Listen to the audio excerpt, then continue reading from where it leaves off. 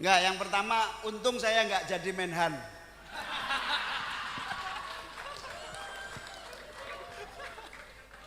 Kalau jadi Menhan, masa cuma dapat angka 11 dari 100? Nah, Berapa skor yang Bapak berikan atas kinerja Kementerian Pertahanan yang dipimpin oleh Bapak Prabowo? Silakan Pak Ganjar. 5 juga. Menurut saya skornya justru di bawah 5 Mas Ganjar. Kalau 5 itu ketinggian Pak Ganjar. Disebut aja angkanya berapa gitu loh. Kayak saya gitu loh. Jangan di bawah 5, sebut aja berapa. 11 Mas, dari 100. Oke.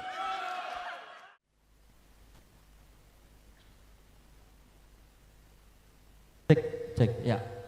Presiden Panglima Diplomasi Gus, kemarin Pak Anies nanyain ke Pak Ganjar. Coba dong di rate kalau Menhan itu berapa katanya. Nah sekarang saya mau kasih tantangan ke Gus Imin. Gus, coba dong dikasih nilai semua calon performanya berapa Gus? Enggak, yang pertama untung saya enggak jadi Menhan.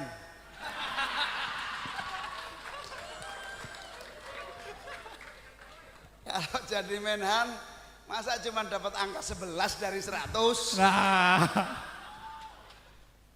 Nah, yang mana penilaian? penilaian Gus, sampai 1 sampai 10.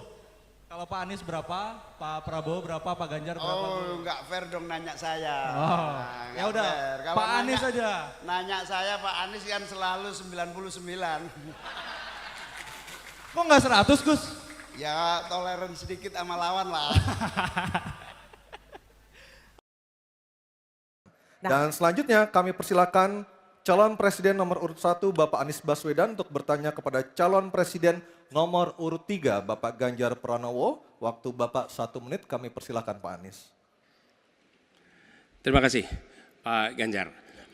Pertanyaan ini terkait dengan kinerja Kementerian Pertahanan. Ketika tadi kita bahas sama-sama situasi pertahanan kita, Bapak tadi membahas tentang bagaimana belanja alutsista, bagaimana rencana tentang minimum force itu bisa dicapai dan lain-lain. Bapak melakukan review itu. Nah, di sisi lain Bapak juga waktu itu pernah memberikan penilaian atas kinerja penegakan hukum di Indonesia. Bapak beri skor 5 atas kinerja hukum di Indonesia. Pertanyaannya sekarang terkait dengan pertahanan, berapa skor yang Bapak berikan atas kinerja Kementerian Pertahanan yang dipimpin oleh Bapak Prabowo? Silakan Pak Ganjar. Baik, masih ada waktunya Pak Anies? Cukup Pak Anies? Cukup. Baik. Baik, langsung saja kami persilakan Pak Ganjar untuk menjawab pertanyaan dari Pak Anies. Waktu Bapak 2 menit dimulai ketika berbicara, silakan. 5 juga. Saya punya datanya dan kemudian akan saya sampaikan. Maka di meja saya sudah saya siapkan data satu persatu. Namun demikian Mas Anies, tentu saja ada yang ingin saya sampaikan dari apa yang tadi sudah saya utarakan. Ketika kemudian kita ingin membangun sistem pertahanan kita, maka dalam perencanaan kita tidak boleh gonta-ganti. Kita mesti ajak, mesti konsisten. Kedua, kita mesti mendengarkan betul-betul dari seluruh matra.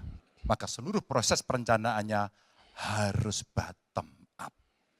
Sehingga saya ketemu dengan seseorang berpangkat cukup tinggi, Pak, kalau Bapak kasih persenjataan kepada saya yang tidak saya butuhkan, sudah saya siapkan museum untuk saya taruh di sana. Situasi seperti ini tentu tidak mengenakan.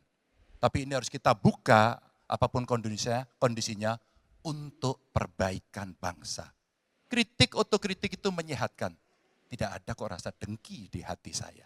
Yang ada adalah bagaimana rasa cinta tanah air ini mesti kita wujudkan. Agar kemudian kita betul-betul bisa menjadi negara kuat di banyak area dan kita berbicara di dunia internasional disegani. Bung Karno telah menyampaikan itu. Daulat politik itu wajib. Berdikari dalam bidang ekonomi mesti dituju. Dan kita punya kepribadian dalam kebudayaan. Sekarang daulat ekonomi pertahanan kita mesti kita tunjukkan. Maka ketika banyak perusahaan-perusahaan waktu itu yang sangat strategis dibikin, itu mimpi sejak dari lama pendiri bangsa agar kita menjadi negara kuat. Dan itulah yang sebenarnya kita-kita yang harus meneruskan itu. Begitu Mas Anies. Ya. Makasih Pak Ganjar. Cukup Pak Ganjar, baik Pak Anies. Silakan menanggapi jawaban dari Pak Ganjar, waktu 1 menit Pak Anies, silakan. Jadi TNI, tentara kita, polisi kita, semua bekerja luar biasa di lapangan. Kita harus berikan rasa hormat dan terima kasih. Karena mereka mengerjakan hal-hal yang sulit, hal-hal yang berat. Tapi sisi kebijakan menurut saya lebih parah. Kenapa? Di era Pak SBY, kenaikan gaji terjadi 9 kali. Selama era ini hanya bernaik gaji 3 kali dan akan naik nanti tahun depan. Karena menjelang pemilu mungkin naik gajinya. Tapi di sisi lain, kesejahteraannya tidak dipikirkan dengan serius. Tukin hanya 80%. Lihat Kementerian Keuangan, lihat Kementerian PUPR. Menteri-menterinya mengusahakan peningkatan tukin di mereka. Lalu kita lihat tadi alutsista yang bekas, yang itu resikonya adalah keselamatan dari TNI kita. Mereka bekerja keras menjaga setiap jengkal tanah Republik ini. Tetapi mereka tidak didukung dengan policy. Karena itu menurut saya skornya justru di bawah 5 Mas Ganjar. Kalau 5 itu ketinggian Pak Ganjar. Terima kasih Pak Ganjar. Baik, waktu habis Pak Anies. Pak Ganjar silakan jawab pertanyaan dari Pak Anies, waktu Bapak 1 menit. Silakan Pak Ganjar. Mas Anies gak usah takut. Disebut aja angkanya berapa gitu loh. Kayak saya gitu loh. Jangan di bawah 5, sebut aja berapa. 11 Mas, dari 100. Oke.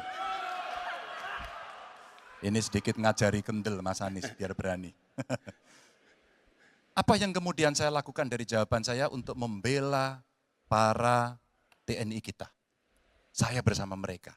Saya mendengarkan, saya berkeliling Indonesia, saya mampir bertemu di rumah-rumah mereka, di asrama-asrama mereka.